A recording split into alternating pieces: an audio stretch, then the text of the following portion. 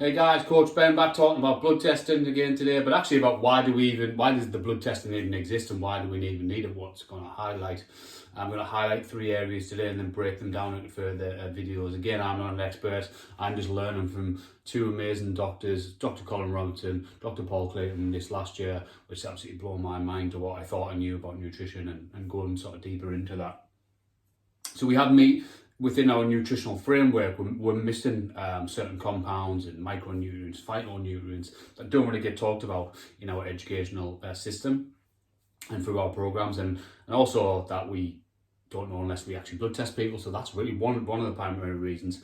And this field of preventive health is starting to pop up. So a test-based nutrition company that we work with. And the 3 of them are sort of a lack of essential fatty acids. Most people know that fatty acids, EPA, DHA, come from fish, wild caught salmon, for example, fatty fish, and that we do have a lack of it. But also I'm going to break down in a further video what now is where one of our tests, a balance test, comes around is what is your 6-to-3 ratio and what each one of them does in the blood. I really want to try to break it down. And then if you've ever heard of the Omega Index, about how much we should have in our circulating, in our blood, in our cells, in our red blood cells. The second one is type 2 or type B malnutrition. If you think malnutrition, you like to think someone who's starving with a pot belly, or maybe someone like is really lean and for whatever reason has been starved. You know, the worst case scenario would be prisoner of war camps and stuff.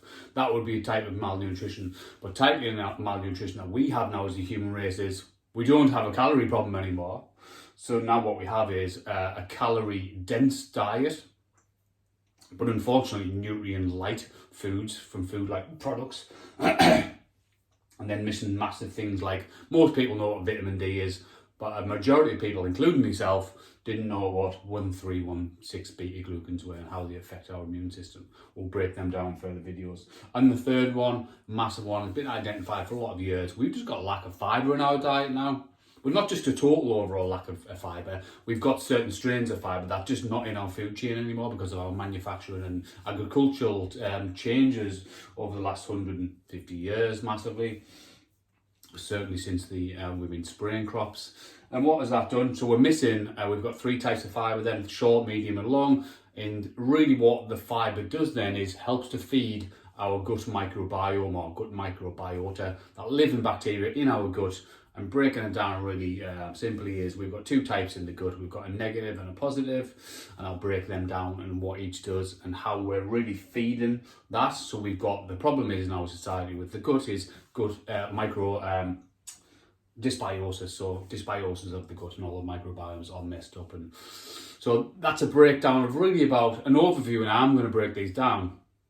But why this blood testing even exists and how we can help our clients with it, and obviously help them long term, not just with a blood test, because that's great, lots of companies do that, but actually as a company we will help with a nutritional intervention because we know it works, and then we'll blood test again. So over a 6-month period or longer, that you could help them, you could raise your credibility, they could get some awesome subjective results, and then obviously for you can get some money for it, which is a win-win for everyone. And obviously that's why we're in the health fields, that balance of the 2, isn't it? Awesome guys, video today breaking down about what our problems are. I will go deeper into them on other days.